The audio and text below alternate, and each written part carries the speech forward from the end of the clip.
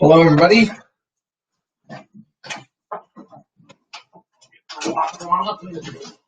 Good.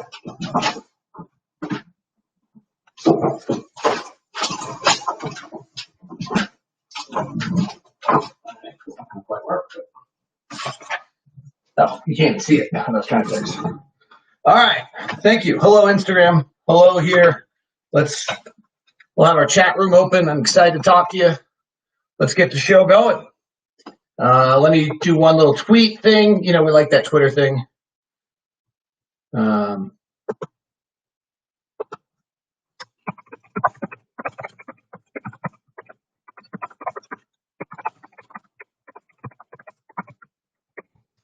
right. The NBA is back. Are we ready?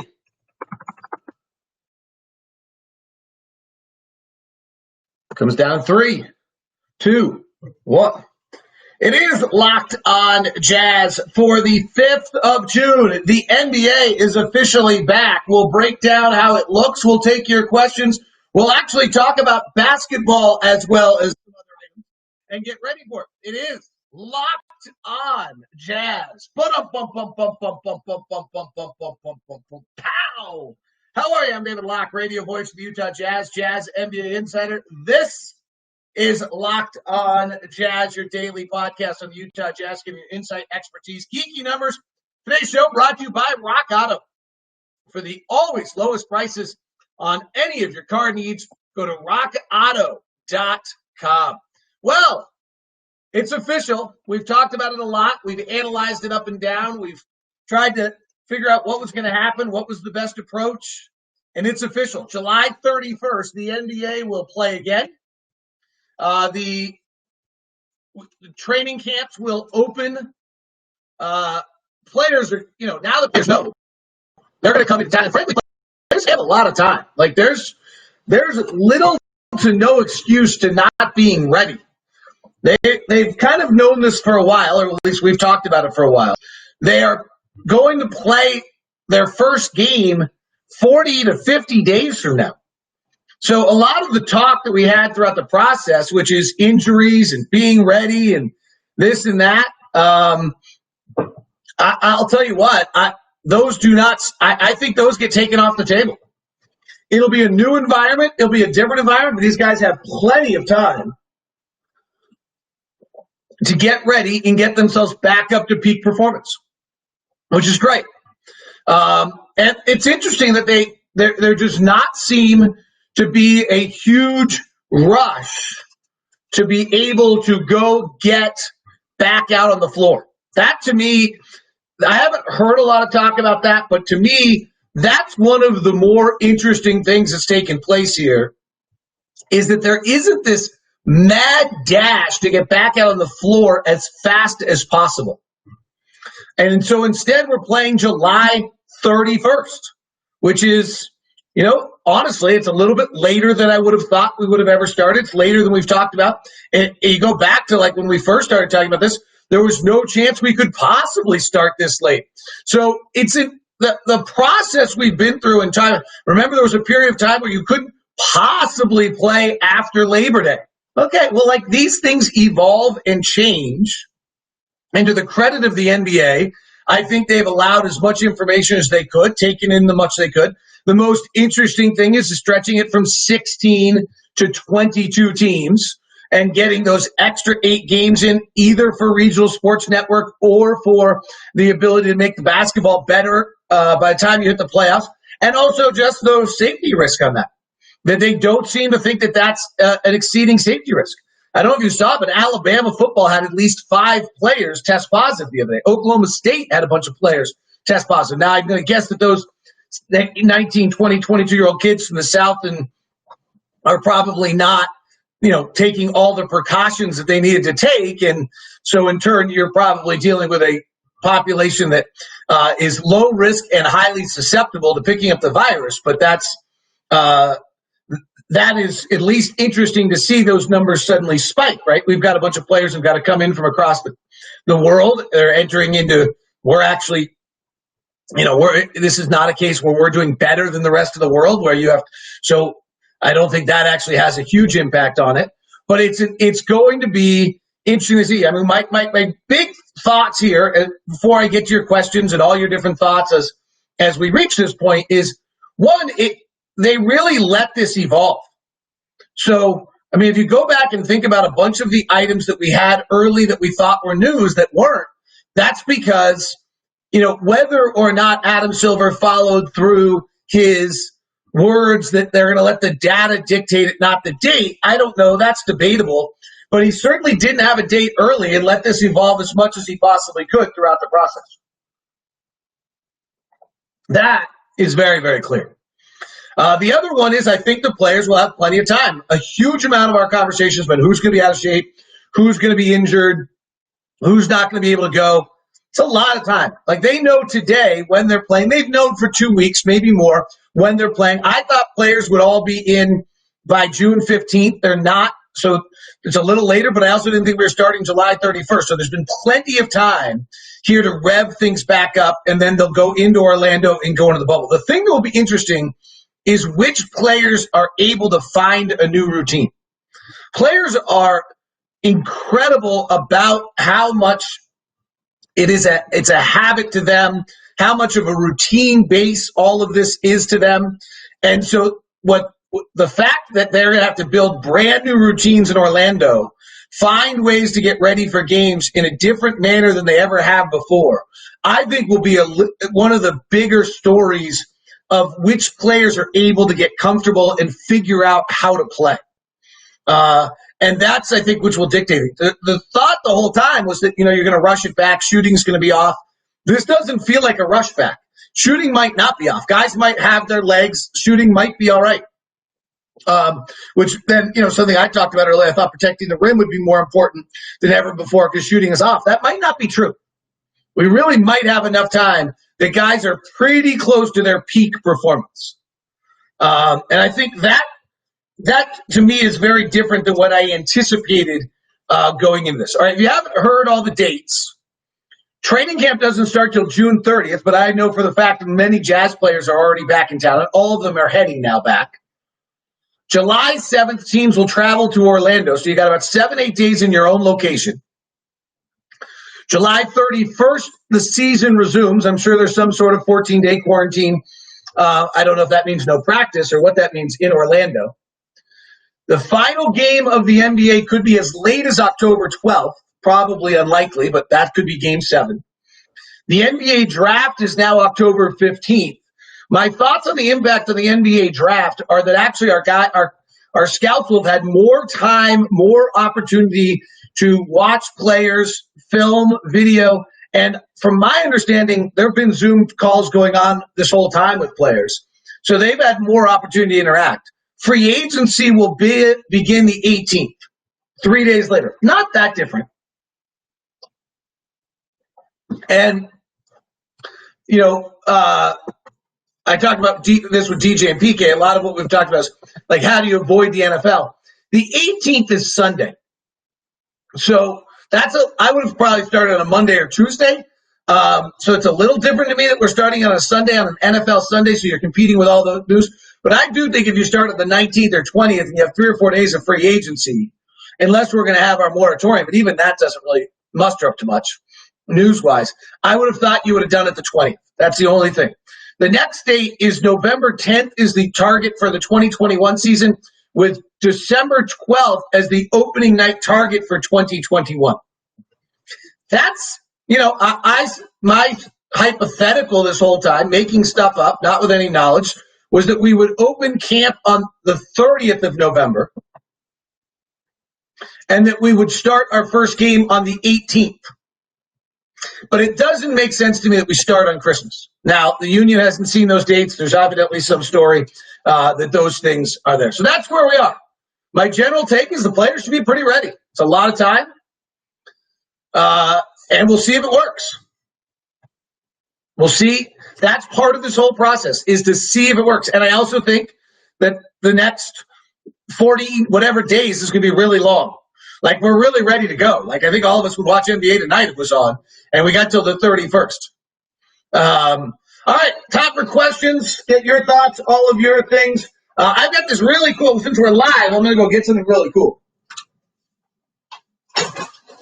This is so cool. So Matt Lund over at Crown Trophy made this for me. And this is the kind of thing he can do for you, actually.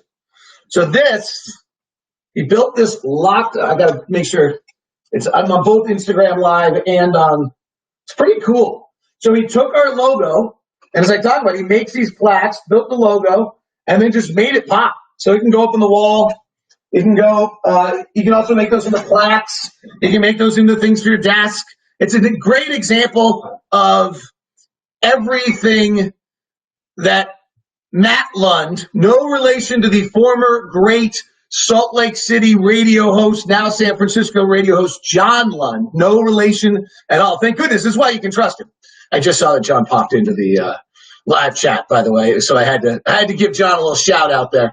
But you can trust Matt Lund because he has no relation to John. Matt's and his father opened up Crown Trophy, as we've talked about before. Crown Trophy is like the biggest trophy company in the world, and now what he's done at Crown Trophy Ogden is he's built it into so many different things than just the basic trophy. That's to me what's so cool is the evolution of what he's done with the company and how he's made it even better. They're going to do all our new Locked On t-shirts. They're doing it for us. We're doing new Locked On mugs. They're doing it for us. They're doing all sorts of great things. So awards, recognition, rubber stamps, sand carving, blasting, glassware, barware, you name it, they do it. That's what's so impressive, specializing in lasers, engraving for machine parts, medical devices, aerospace items, traceable markings, etc.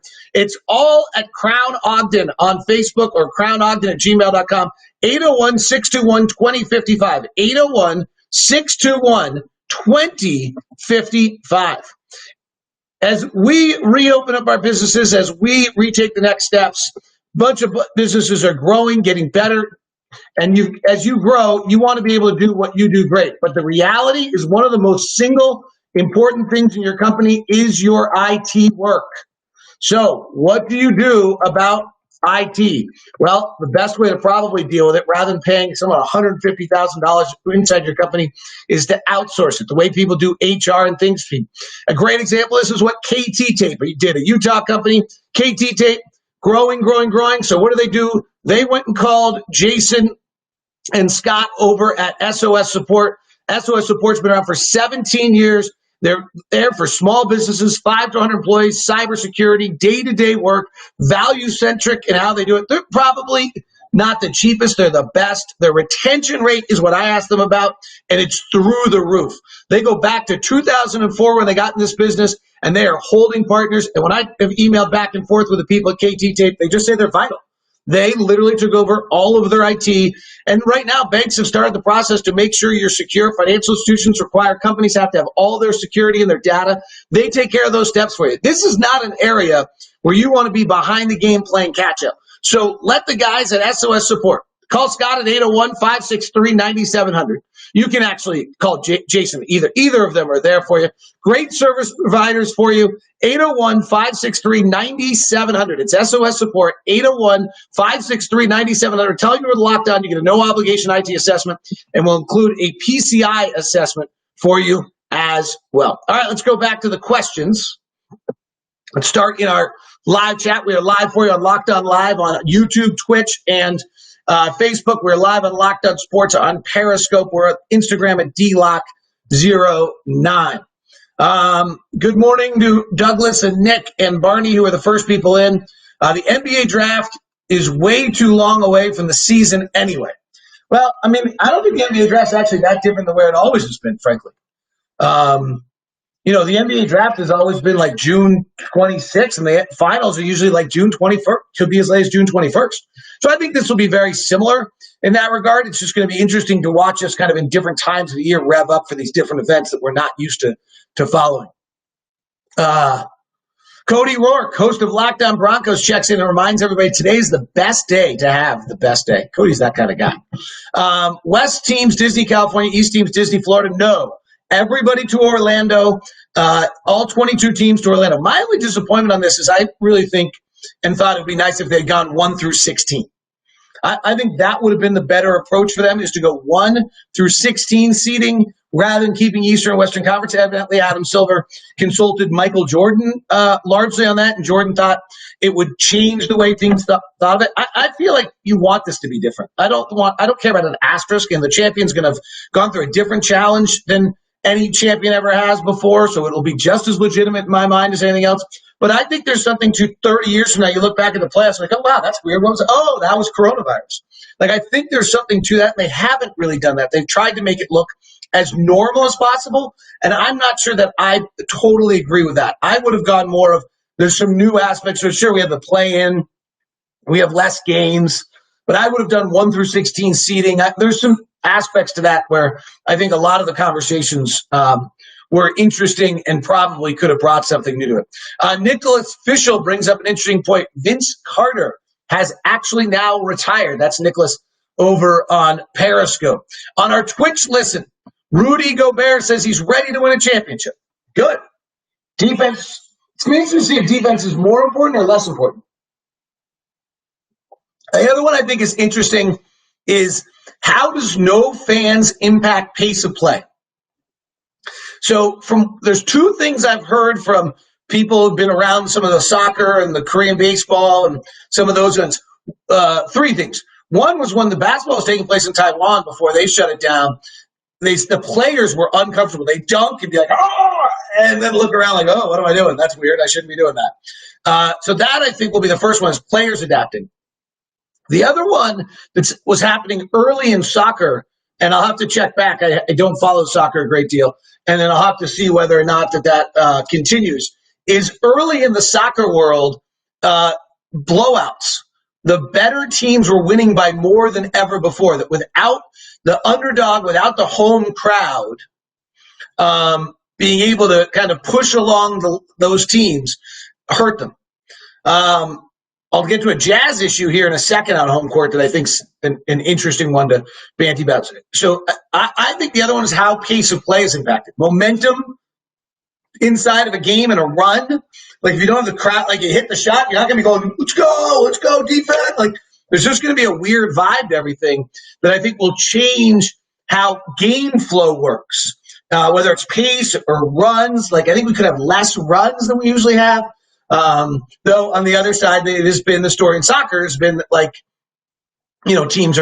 dominant teams, I think, are winning by more than they were. John Lund actually sends in a question. Biggest question: what happens when and not if a player tests positive? I'm certain someone's going to. Someone's also going to probably for the next 3 years of the NBA season. This is not something that's going away in a few months. That's kind of my big take on this, is you've got to try things, figure out what's going to work. If it doesn't, I kind of lost it on Locked On NBA with Ben Golliver about this. Like, if it doesn't work, it doesn't work. But it's not a grand failure if it doesn't work. It just tells us it's more difficult to get these events going on. And if it does work, it might be a great sign to schools and other things about how you can do things. So we've got to start moving forward with trying things along the way. If someone tests positive, I'm going to guess that if you have access to the test, you're increasing testing. Oh, you know what? I forgot I can do these cool things. You can increase testing around that player and who he's had contacts with, and I would guess you quarantine that player.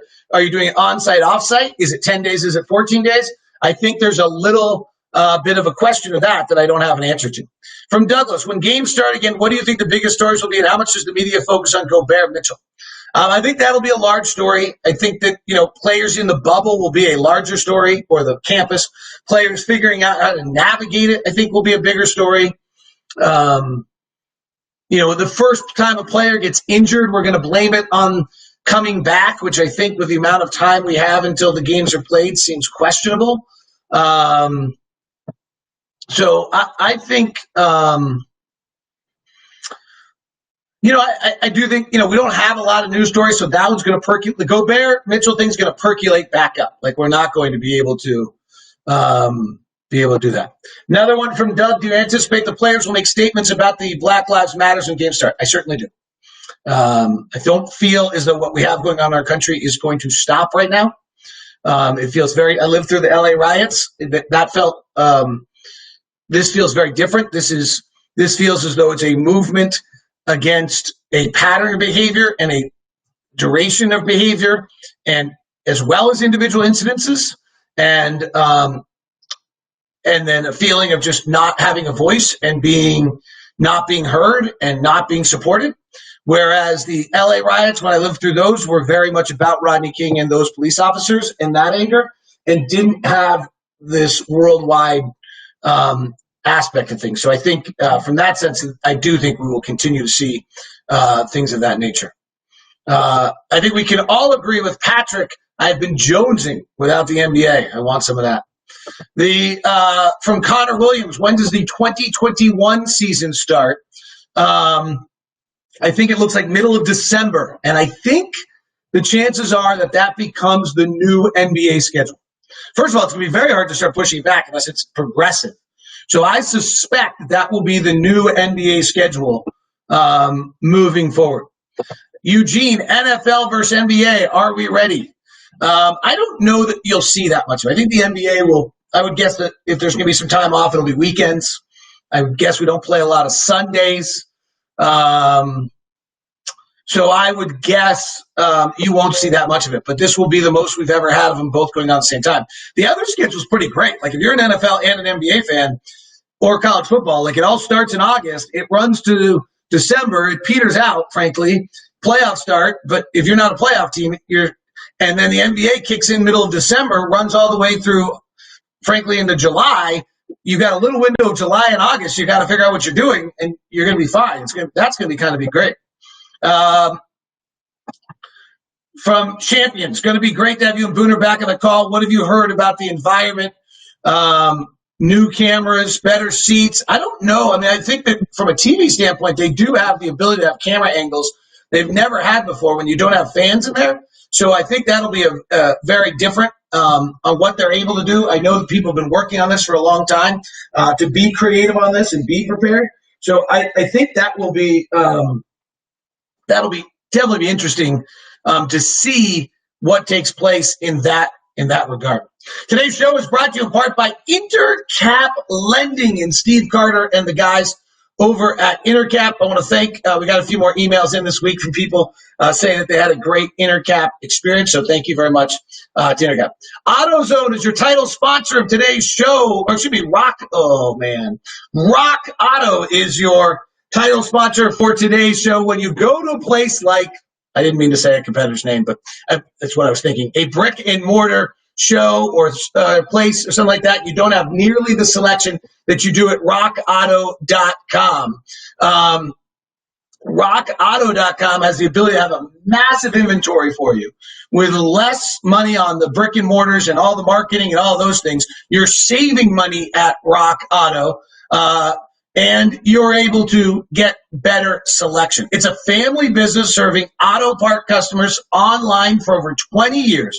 RockAuto.com to shop for auto and body parts for hundreds and hundreds of manufacturers. Pretty cool. We were on a call with Rock Auto people. Sean Woodley, our NBA channel coordinator, or excuse me, our MLB channel coordinator, was on and was like, I've been looking for this piece forever. I can't find it anywhere. Promptly, literally in the middle of the call, goes to rockauto.com and finds it. It was pretty cool. They have everything from engine control modules to brake parts to tall lamps to motor oil.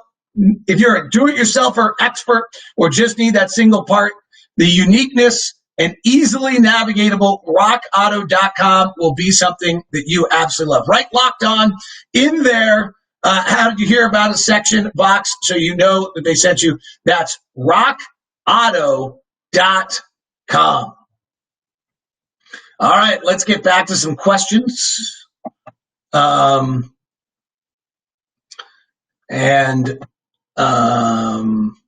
Let's see. Here's what our guy, McKay White. Now that we have a plan for the NBA, let's jump right back into Fast League. What happens if this turns out successful and we find out the NBA has no trouble competing with early season football? I guess it allows us to stretch out the season starting in this, or either way. But I suspect that the December model just begins to work.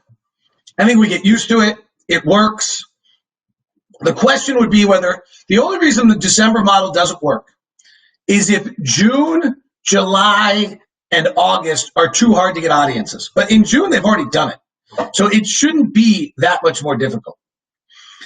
Tree Rollins on Instagram says, what do you think is the most fair advantage for home court team in the bubble environment? Probably nothing. Maybe the ball to open a quarter. I don't know. But I think what's really interesting about this is the only teams that are really hurt by no home court advantage are Denver and Utah. Denver and Utah traditionally are the only two teams that have home court advantage. Otherwise, teams win at home court because they're good. Chicago used to win at home court all the time, and then they got bad, and they don't win at home anymore. So Philadelphia's got a weird thing going on this year. They'll be interesting. There'll be a lot of talk about that. I think now, with that said, under Quinn Snyder, we've been a great road team. And part of it is because we don't foul. And that traditionally has made road basketball winning because you don't foul as much, helps you out. Refereeing traditionally has given a few more calls to the home court due to the environment, to the home team.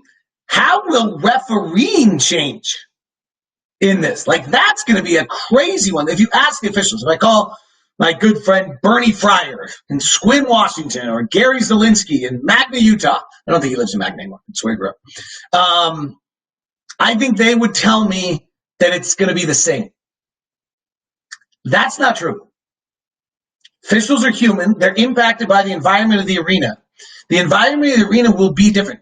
Do superstars get more calls because it's obvious that they're there? Do they get less calls because there's not a crowd? Does the momentum, not having a crowd momentum, impact the officials differently? I think those are some of the more interesting angles that we have to talk about in all this. What is the Jazz 8-game remaining schedule from Instagram? The word is that the way you're going to do this is that you take your next 8 games of teams that are in the bubble, that are participating. I played around with this. It doesn't work perfectly because at some point you get to a team who's already played 8 games against a team that needs its 8th game. So there'll be some variation of this. But if this were to hold, we would open with Oklahoma City, which the NBA might play as the first game back, right? Let's start. It's where we stopped. Let's start. We have Zion and New Orleans next. Ja Morant and Memphis next. The Lakers after that with another game against the Lakers. Back-to-back games against the Spurs and then Dallas. So we have no Denver, no Clippers. No more Rockets, thankfully. I think that there could be some changes late on that, as I said. For us, we're only knocking out 1 game against Minnesota in that whole time period. Right? Yeah. Let me see. Is that right? Oklahoma City, New Orleans, Memphis, Lakers, Spurs, Dallas. We're only knocking out 1 game against Minnesota. So that might be our schedule. We would be the team that probably has the least games against. The Eastern Conference teams are going to be hard because of the fact that they play all these teams like Atlanta and Charlotte that aren't there. So we will. That's the model by which we're now. Everyone's first reaction is like, oh my gosh. 2 things on this: there are no bad teams there, so there really aren't easy games. The only easy games would be teams that are like non-playoff teams, but then I don't know whether that's good or bad because they're actually playing for something. So like New Orleans, Memphis, San Antonio are some of the least good teams there, so our schedule's soft, except for they actually all are trying to play for playoff positioning, so they actually might matter. Whereas the Lakers, who are the best team there that we have to play twice, are up by 5 games, so they actually might not matter. Right? Kind of crazy. Let me get to some more questions. I actually have a radio broadcasters. We're all getting together today, organized, to talk about how to broadcast and do things like that coming up in a few minutes. So I cannot go super long with you today. Nor do I think anybody ever really wants to hear more than a 30-minute show. Can you foresee a future? Oh, here, McKay White says, can you foresee a future where Adam Silver has a 12 days of Christmas tournament and then we start the regular season in February as football's ending? I think that's too late, but I could see Adam Silver having some sort of tournament. I know he'd like to and would want to. Is there any possibility we do a tournament with our championship games coming in Christmas? Maybe, but I think that they probably would rather know exactly what 10 games they're getting on Christmas Day, to be honest. Will the Jazz have a similar schedule to the – oh, we just did that. Sorry.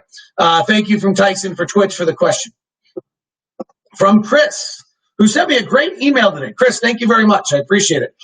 Any news on broadcast TV radio setup? No, nothing official. Major League Baseball announced, interestingly, before they had any agreements, Major League Baseball announced that they are doing all of their games from home or studio, including some of their home games from studio. At least the Yankees did. So that's a little interesting. Eric thanks me for the Monday or Tuesday show, whatever it was when I opened up a little bit. You're very welcome. Paul, how is broadcasting and living conditions going to work out for you and Boone? I think we will be here. I don't think many broadcasts are going. I think the national broadcast might go. I think you're going to have some media members that are in the bubble permanently, some that pop in and out. I don't quite know how it's all going to work. This is an interesting question off Twitch. How much more difficult is the draft going to be without seeing the NCAA March Madness? I actually don't think it'll be more difficult. Most of the good players weren't advancing. And I actually think that they will be, in some ways, better, because I think a lot of mistakes are made when guys make tournament runs. Scouts kind of overplay them. So I actually think it'll help the draft. I actually am not convinced this is going to hurt people's draft ability or ability to draft players correctly. C Money Thompson. C Money, you better be good. If you're putting C Money in your name on Instagram, you just better be good. There's no home court advantage, so teams can aim for matchups they want. I'm not sure that there are good matchups, though. No, I think, what Denver did last year will be interesting to see if teams try to meander this in some way. Actually, it's another reason why I would have liked 1 through 16. It would have been harder to do that. From Rick on Periscope. Great questions today. So fun to be with you. Will the court be mic'd up enough to hear players and coaches without the audience? He actually made a typo and said couches instead of coaches, so it'd be really interesting if we could hear the couches. Hear the couches on the bubble? We got like some TMZ stuff going on. I think that they will mic it up, but they're going to have to be careful. I think they might have to put everything in delay a little bit more than usual. Assuming you'll be there as media, how do you feel about being stuck yourself in the bubble for potentially 2 to 3 months? So I'm not convinced that I'll be there. As a reporter, I would like to go to experience it. I think it's a once-in-a-world thing. I'd like to see what it's like, experience it, know what it is. To be away from my family from 2 to 3 months would be not very appealing. I've had a wonderful time kind of being golf dad recently and, scheduling her and playing all these things. And, we actually even traveled and we're going to travel more. And I have a bunch of travel in August that I'm now not doing. So I would not want to be away from the family from 2 to 3 months, but I would say the idea of being in the bubble would enthrall me for 2 reasons. One is to be the person who's communicating back to the fan base about what's taking place, what's going on there, relaying the information, giving them the sights and sounds, whether it's via social media or a broadcast. I would love to do that. I think that's like why you get in the business, is to be the person relaying that and getting people to give the feel for it. That would be one of the great challenges I've ever had in my career, and would love to do it. And to be there to see what it's like and have that experience and be one of the few people that ever experience it. I would be very interested in that as well. 2 to 3 months away from my wife and kids would be terrible. My wife, having had me home for longer than any stretch of time I've ever been home in our entire lives, might not agree with that. She might think 2 or 3 months of me leaving would be fantastic right now, for all we know. I don't know. Hopefully only for 2 or 3 months, right? All right, that is Locked On Jazz. Thanks very much for tuning in. Great questions today. Jay Brown, 24/7, says listening to the couches could be something. Well, it will be, Jay Brown asks, how will the broadcasters handle players talking? I have to assume that much of it is too hot for TV. Well, you know what? I don't know. But in 15 minutes, I'm getting on a Zoom call with 9 other broadcasters to talk about exactly that. So we're trying to figure it out. Thanks very much for tuning in. It is Locked On Jazz, part of the Locked On Podcast Network. Locked On NBA Friday edition with Anthony and Adam is out for you. If you didn't hear me and Ben Golliver yesterday, I'd suggest you can get some vintage old Locke. If you used to listen to me in the old days, you'd hear that. A bunch of questions about Bojan Bogdanovic. I guess he is out. Like, he's not playing, guys. He's not, like, this is not backing up far enough for him to play. He's not playing. So just came flying in. So no Bojan, and that's a big loss, and we'll try to figure out how we navigate that coming up. Thanks very much for tuning in. Have a wonderful day. See you, Instagram. See you live video chat. People, thanks so much. You were great. See you.